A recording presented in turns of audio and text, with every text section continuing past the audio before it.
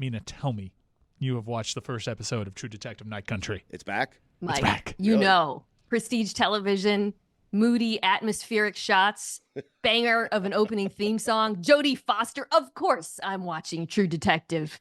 I am loving it so far. Only been one episode, but I think it is like a return to form. I am watching True Detective and loving it.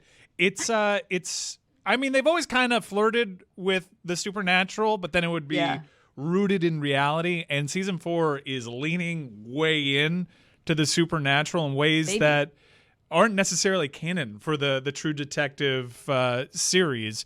But I'm going to enjoy the ride. No doubt. I am as confused as I've ever been watching a True Detective, just because I was so disarmed by the supernatural elements to this show. Like, the way that it started was so unlike anything I expected from the trailer.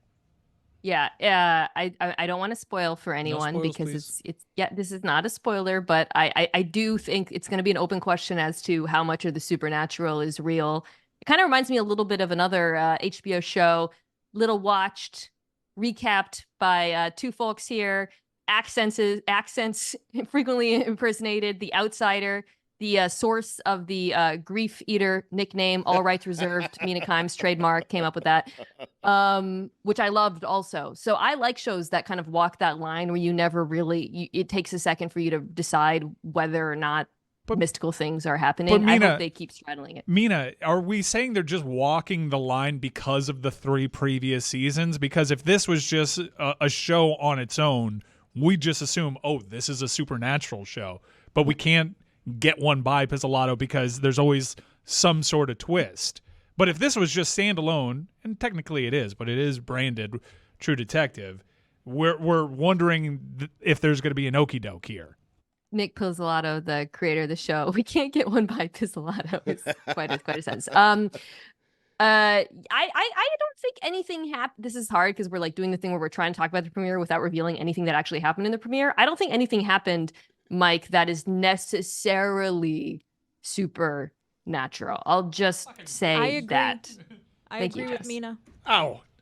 Okay, I can't spoil it, but Tony- hard disagree. Tony has the most important contribution to this conversation. Nick Pizzolatto sounds like a great second baseman, sprays it all over the yard, by No the way. doubt. Yeah. He's Batting an seventh. Eagles position coach. Come on.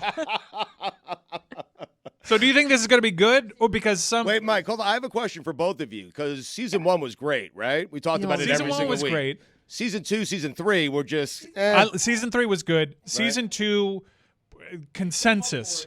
Bad. I cape up for season 2. bad. Right. I'm not gonna. I understand how people draw that Mina conclusion. For me, I think the biggest issue with season 2 is that it followed season 1. Right. And if season 2 happened in reverse order, It's like following Belichick. it right. would have been viewed differently. But I get I why can't people believe say Rachel it's McAdams was in season 2 in retrospect. I was just thinking, like, they had such famous people, like Vince Vaughn, the stupidest character, so misused.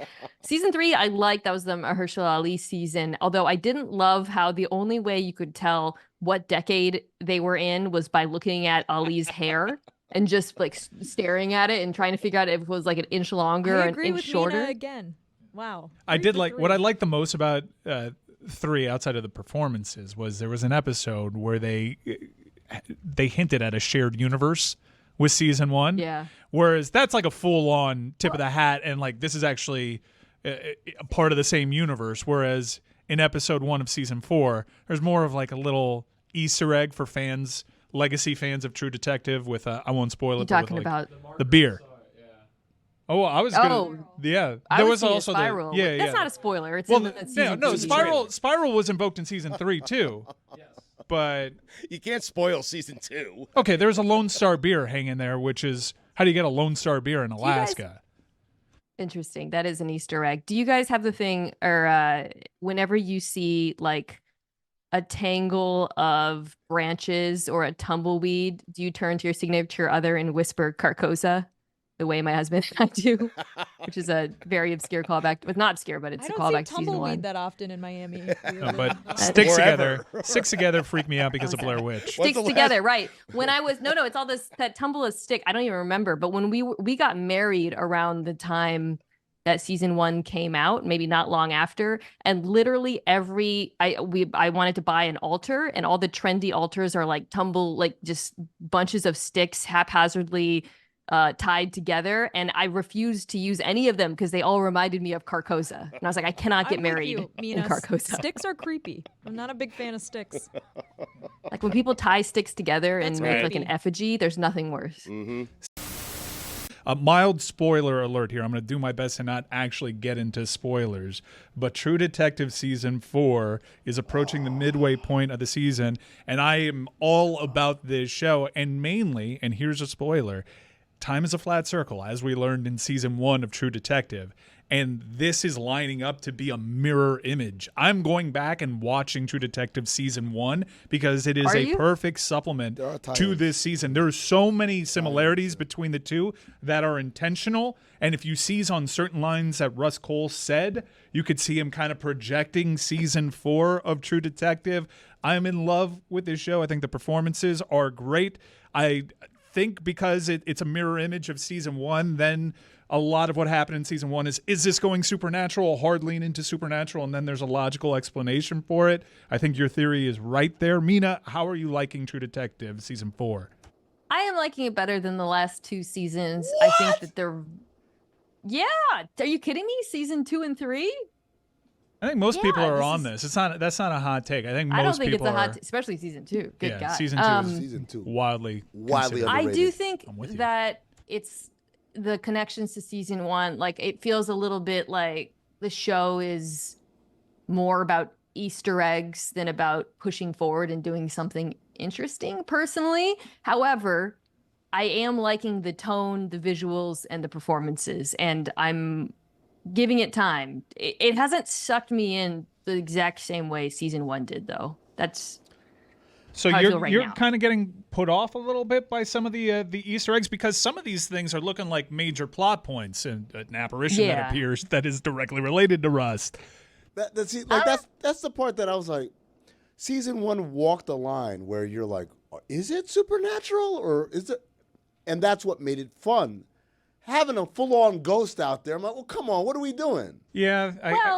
We don't know it's a ghost. It could be she's imagining it or something. It might be explained as psychosis. Yeah, I think I'm excited to see where it gets rooted in reality. Yeah. And that seems to be, from the first few episodes, a real challenge to dig yourself out of. This isn't all the way supernatural. I mean, bodies go missing. Like it's going to be hard to rationalize all of this, but it is almost to the episode lining up in conjunction with where Season 1 was going, down to the connection between the two detectives in Night Country and what is the tie that binds. I find it a fascinating supplement to one of the best seasons of television we've ever seen. I think that's sort of what you're getting at, though, is like there's different... Some people love television for the Easter eggs and for going on the Reddit and trying to figure things out and unpacking it. And I get that. And I think this season is really catering to that in a way.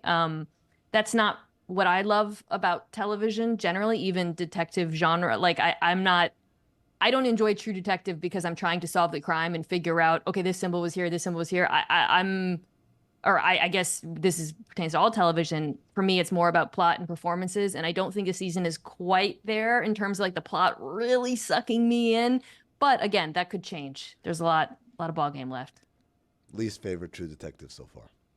2. Really easily. Literally everyone says 2. No. Oh my God. No, that wasn't a you question. You think this is worse than 2? This is worse than 2. He was not asking that like a question like porn addiction. No, he was asking. He was just saying that was so. Mina, I want the next time we talk to you, you've got good taste. Your top 10 television shows of all time, okay? Because I want you to pare it down for us.